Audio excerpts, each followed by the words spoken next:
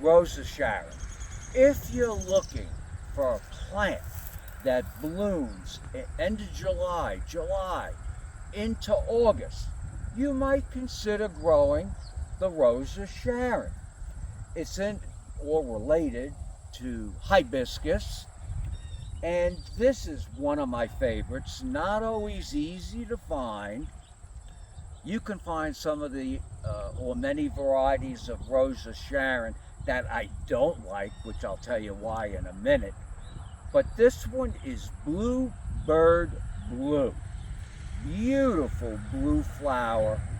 Opens up, closes at night. Then it has more flowers that will open over the next 2 or 3 weeks. Now, I mentioned there are some Rose of Sharons that are weedy. So when I mean weedy, they produce hundreds of seedlings. So these seeds stay on your plant, and here's a seed of this one, which is not weedy.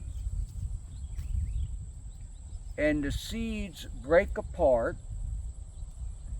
and some of the older varieties, you'll have a carpet or a lawn of baby Rose of Sharons everywhere.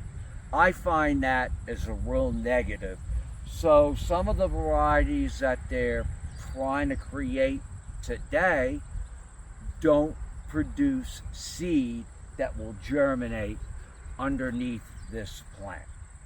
It's a long blooming plant, and there are other varieties. One of my other varieties that I really like, I believe it was named after Princess Diana, is Diane. Some people say it's Diana, which is a pure white. My favorite Rose of Sharon was the Bluebird Blue. And, you know, I forgot to mention, it's been in that garden spot for almost 30 years. We planted 3 shrub-like plants, and they're still growing as 3 separate shrub-like plants. My second favorite is Diana. Beautiful white. The flowers open up in the morning. Beautiful white flowers. Imagine them just being flat and facing you. The great thing about this plant is morning through midday. The flowers sometimes tend to close in the evening. The flowers open up and they face you. Beautiful white flowers, beautiful white centers. Great garden plant.